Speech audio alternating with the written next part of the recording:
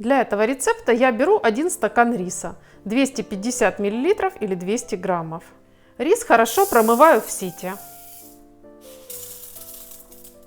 К промытому рису добавляю 1 чайную ложку соли и 3 таких же стакана воды.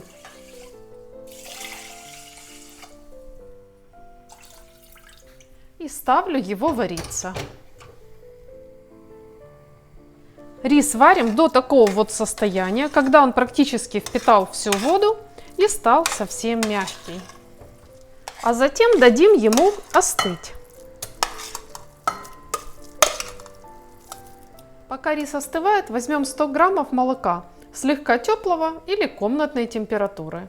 Добавим сюда 1 столовую ложку сахара без горки и 1,5 чайные ложки сухих дрожжей. А затем просто хорошо размешаем. Пока рис остывал, дрожжи в стакане начали хорошо работать.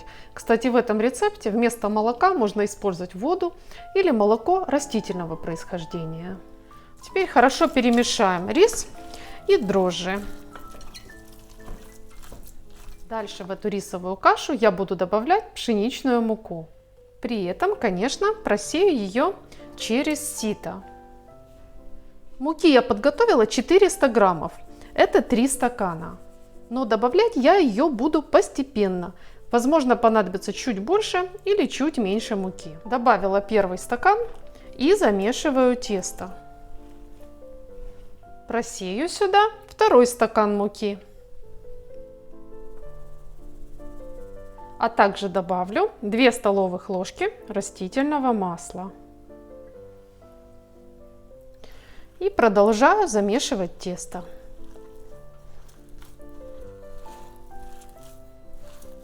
И добавляю 3 стакан муки.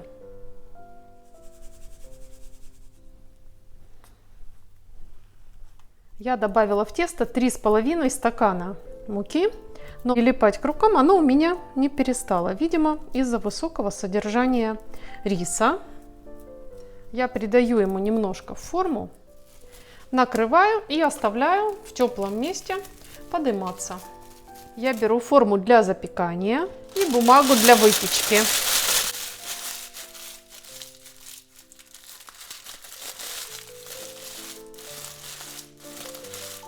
Бумагу я хорошо помяла, просто чтобы она лучше укладывалась в форму. Через 50 минут тесто очень хорошо подошло в 2,5-3 раза. Для удобства я смажу руки немного растительным маслом.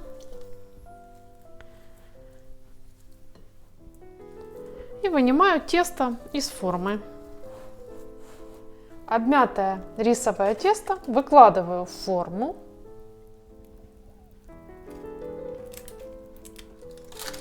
Распределяю.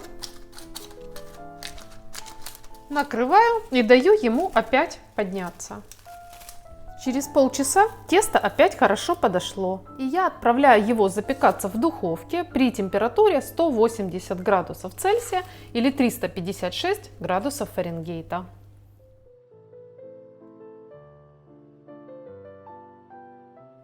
На выпечку хлеба в духовке у меня ушло 55 минут. Правда, время запекания может отличаться в зависимости от вашей духовки. Хлеб легко вынимаем из формы.